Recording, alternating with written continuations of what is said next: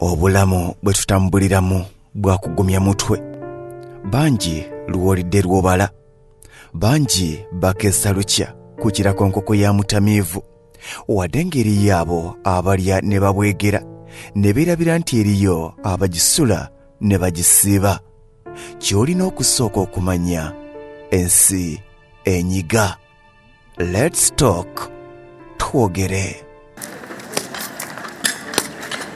Bw'owulira munyonyo olowooza esula baguuda beereere mpaawaadaaga wabula si bwe guli. Ekirombe kino kisangibwa Munyonyo ku luguudo olw'Ebusaabala mu disitulikiti ey'e Wakiso.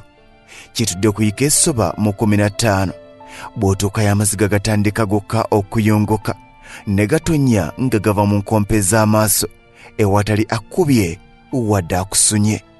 Olw'amabujje nga n'agamu gandibadde gakyali ku mabeere ag'abannyaabwe gye gapambanamu okubeezaawo obulamu.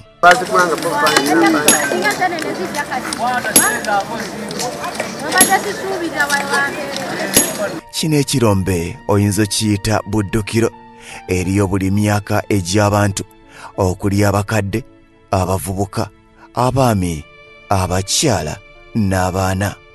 Okusomba n'okuba amayinja gwe mulimo gwabwe.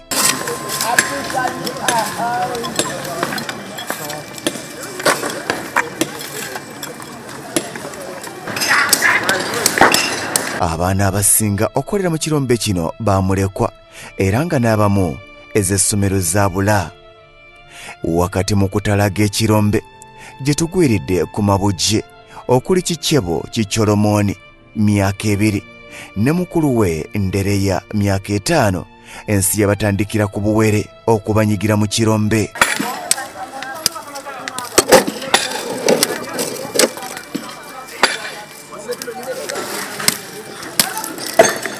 Solomoni ku myaka 2 n'emyezi 4 agamba nti akola gwa kukyomba n'aleeta mukulu we Andrew ow'emyaka 5 era mbu yaayakya.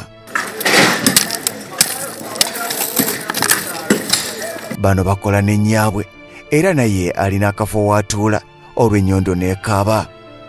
Nannyange Margaret ye maama w'abaana agamba nti embeera yamusobako oluvanyuma olw'omwami okufiira mu kabenje ku lw'e Masaka n'amulekera amabujje. Yali agenda waabwe Masaka kuwangala eyo yali alaga n'afa. Yali tumuziika n'enkomawo n'embeerawo. Kale waliyo okumujanga omulala era nga naye gyali eyo naye kasimanyi gyali nenze ningamba sijja kudda mu kyalo kambeerewo nti tenkanyize nga abaana bange kuba n'embeera y'omu kyalo nayo nga si nnyangu wadde nakati si nnyangu eno gye tulimu. Mukyalo oyo tasobola kubeera talina mulabirizi yenna. Ali mu nju mpangise akola wano mukyala tasobola kusitula bizitowa. Kwegamba mubamu obuli mulimu obwangungu bwasobola okukola naye ate obutasobola muyimirizaawo kubanga kakati abaana abisawa na bagenda kutandika okusoma.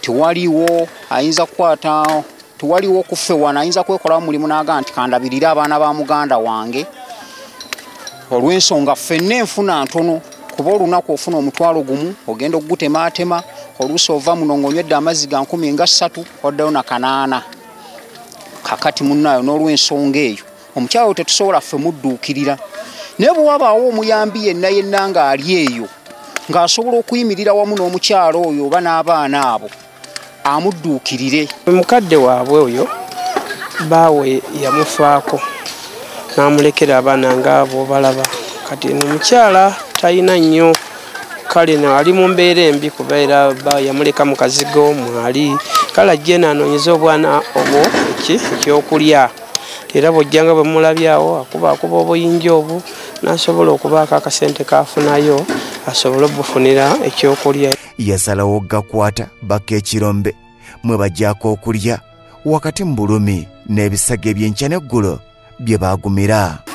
Mbasiina kaakulya oyinza tuula waka abaana bakusaba ekyokulya abaana abazzukulu nabo baagala okulya naye nga tokirina ensobola okujja mbayiize ak'okulya naye oluusi nkifuna oluusi sikifuna kubanga kati ngajjo baasiibye ekyeggulo neiba n'abafunirako okulya ne balya nebukedde nga tewali kakulya neŋŋamba tugende mbaga tugende tuyiye mbaga musigale awo muntawanya nnyo nentambulako na bano nenzija mbayiyizaako okulya kati oba basobola okubaayo omuzira kisa yenna natufunira ekyokulya oba ayinza okugamba nti nga bw'oli namwandu tusobola okufunira akasente konna nenkolamu ka bizinensi nenva mu mayinja kuba namwe temuli sente sawa yale tukuŋŋanyiza buno obuyinja wenkakira wali oluusi naye gwokoledde tajja kuwa kati ne bibeera bwe bityo mu ngeri ng'eyo. Olunaku tulumazeeko nga tuli mu kirombe wabula ekikwasa ennaku essaawa ez'ekyemisana bwe zituuse we twandisubidde amasowaani ag'akamere wakiri akawunga n'ebijanjaalo amabujje bagaletedde ekiveera kya miyembe n'ekicupa eky'amazzi ekyemisana kyabwe olwo ne kiggwa. Kubana ebiseera ebisingira bwe tujja muno omuntu ayinza okubola okuba nti baana bato ayinza okuba afunye ekyokulya ng'ekyo oba azze ne capati nammuwa ekyokulya n'alya nafunirako n'amazzi n'anywa mpaka lwe tunaddayo ewaka. Olwaleero basiibidde ki? Miyembe gye nazze nazo n'ekicupa ky'amazzi.